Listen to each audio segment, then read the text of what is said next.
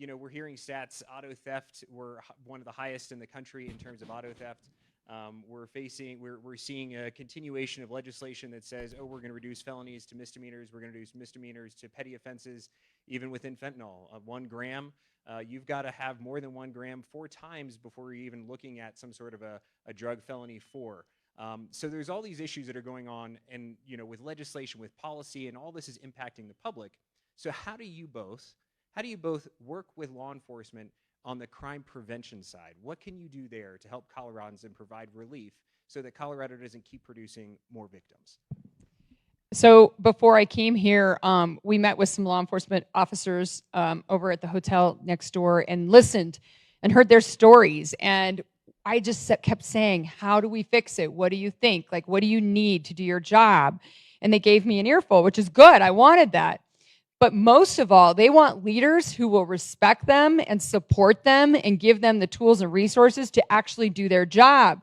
They feel very confident they can turn things around when it comes to crime in Colorado, but not in the current environment.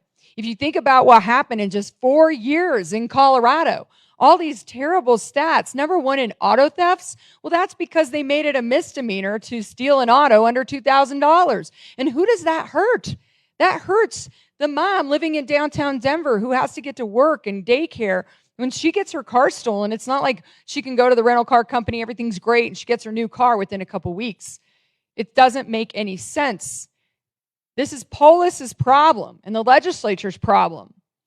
They are not doing the right things for our communities, and they've made bad decisions on bills, whether it was the auto theft bill or the catch and release policies they put in place, the leadership they put in place for law enforcement across the state in their agencies, and also the fentanyl decision. Nothing has been more destructive to the state of Colorado that I can think of than that bill they did to decriminalize fentanyl. Then they went back this last session and said, oh, we're going to fix it. They didn't fix it. They made it worse. According to law enforcement, they said it's harder to prosecute drug dealers now because you have to prove their intent. So it was this weird smoke and mirrors thing they did. Why do they want this? Why don't they see what it's doing to our communities and our streets and our kids? It's destroying Colorado right now. And the media won't talk about it because, it doesn't look good politically. And the leadership won't talk about it, but we're talking about it everywhere we go. And there's always usually someone in the audience who's lost a loved one to fentanyl. Anybody?